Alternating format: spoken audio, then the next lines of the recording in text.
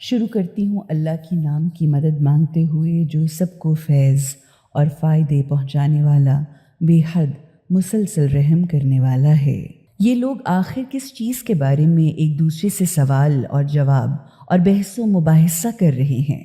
اس بہت بڑی خبر یعنی قیامت کے بارے میں، جس کے متعلق وہ طرح طرح کی باتیں کر رہے ہیں، مگر جو ان کا خیال ہے وہ ہرگز ٹھیک نہیں۔ یہ بات ان کو بہت جلد معلوم ہو جائے گی۔ پھر سن لو کہ ان کا خیال ہرگز صحیح نہیں۔ یہ عنقریب ان کو معلوم ہو جائے گا کہ قیامت کیا چیز ہوتی ہے۔ اب یہ کہ قیامت کا ہونا کیسے ممکن ہے؟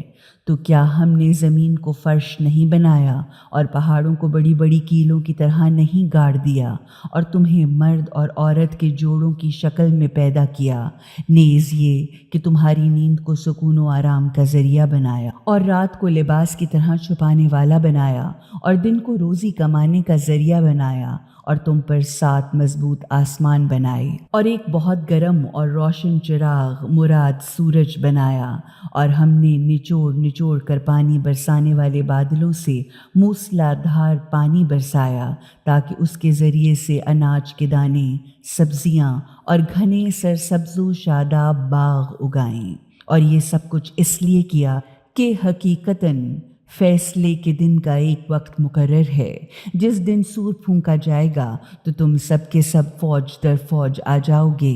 آسمان کھول دیا جائے گا اور اس میں دروازے ہی دروازے ہو جائیں گے، اور پہاڑوں کو اتنا چلایا جائے گا کہ وہ سراب بن کر رہ جائیں گے، یعنی پہاڑ اتنا چلائے اور اڑائے جائیں گے کہ پس پسا کر بالکل باریک ریت بن جائیں گے، یا وہم و خیال بن جائیں گے کہ گویا کبھی تھے ہی نہیں۔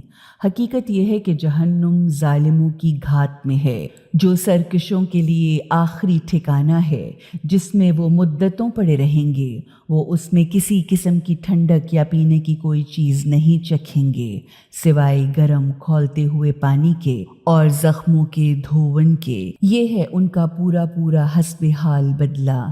یہ اس لیے ہے کہ حقیقتاً وہ لوگ کسی حساب کتاب کی کوئی توقع یا خوف نہیں رکھتے تھے، اس لیے انہوں نے ہماری باتوں، دلیلوں، نشانیوں اور آیتوں کو بری طرح جھٹلا دیا۔ تو ہم نے یہ کیا کہ ان کی ہر بات مراد ان کی تمام حرکتوں، بدماشیوں، ارادوں اور نیتوں تک کو گن گن کر پوری طرح گھیر گھیر کر لکھ لیا۔ تو اب چکھو اس جہنم کا مزہ۔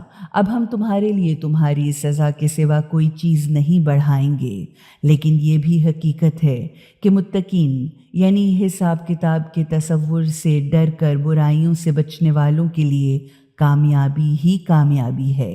باغات ہی باغات اور انگور کی بیلیں ہیں، اور نوجوان ہم عمر لڑکیاں شراب سے بھرے اور چمکتے جام ہیں۔ وہ وہاں کسی قسم کی کوئی بیہودہ، بدمزہ، گندی اور جھوٹی بات نہیں سنیں گے۔ یہ صلہ ہوگا تمہارے پالنے والے مالک کی طرف سے، وہ بھی بطور عطا و انعام، یعنی بڑی عزت و احترام سے دیا جائے گا، جو بہت کافی بھی ہوگا اور ان کے حسب حال بھی، اس عظیم ذات کی طرف سے جو آسمانوں اور زمین اور ان کے درمیان کی تمام چیزوں کا مالک ہے، اور جو حد سے زیادہ مہربان اور فیض پہنچانے والا ہے، اور ایسا زبردست ہے کہ کسی کو اس کے سامنے بولنے کی مجال نہیں۔ جس دن روح اور فرشتے صف باندھے کھڑے ہوں گے، کوئی بات تک نہیں کر سکے گا سوا اس کے جسے خدائے مہربان بولنے کی اجازت دے، اور جو ٹھیک ٹھیک بات کہے۔